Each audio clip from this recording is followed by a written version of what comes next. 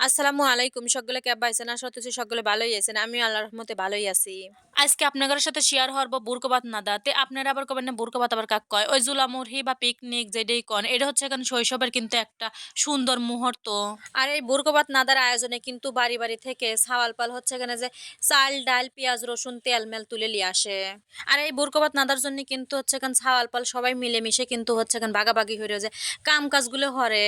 আর এখন কিন্তু হচ্ছে এখানে এই ধ্যান কথায় কিন্তু আমার চাল ডালও তুলামুলা হয়ে গেছে। এই যে কুইটে ধুয়ে পরিষ্কার হয়ে কিন্তু বাটা-মাটা তো হয়ে বেড়াইছি। তো আজকে কিন্তু হচ্ছে এখানে আমরা ছাওয়াল-পাল সবাই মিলে হচ্ছে এখানে ডিম বুনো হরবো আর খিচুড়ি রাঁধবো। তো ডিম বুনো হরার জন্য কিন্তু ডিমটা ভালো করে সেদ্ধ হয়ে লিয়ে বাইজে লিয়ে এখন কিন্তু হচ্ছে এখানে যে ময় মসলা দিয়ে ভালো হয়ে হচ্ছে এখানে কষা লেবো। আর বিশ্বাস করেন শৈশবের কিন্তু এইগুলো আসলে একটা সুন্দর মুহূর্ত, সুন্দর স্মৃতি। আর আমাদের এই সুন্দর আয়োজন, সুন্দর মুহূর্তটা দেখে কার শৈশবের স্মৃতি বা শৈশবের মুহূর্তের কথা মনে পড়লো একটু কমেন্ট করে জানাবেন। আসলে কিন্তু এটা ছোটখাটো বিষয় হলেও কিন্তু শৈশবের কিন্তু একটা সুন্দর মুহূর্ত।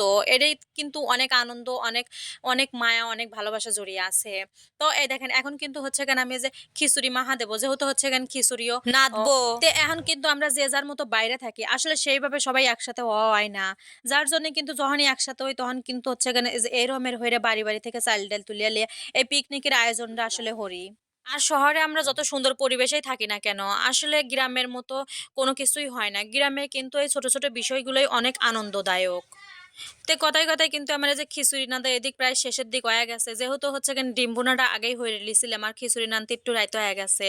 তো এখন কিন্তু হচ্ছে এখানে খিচুড়ির পাল্লাটা নাবা কিন্তু হচ্ছে এখানে যে থালে সবাক কিন্তু দিয়ে দেবো। আর এরমের হইরে কিটা বুরকো বাত না দেখেন একটু কমেন্ট করে জানাবেন।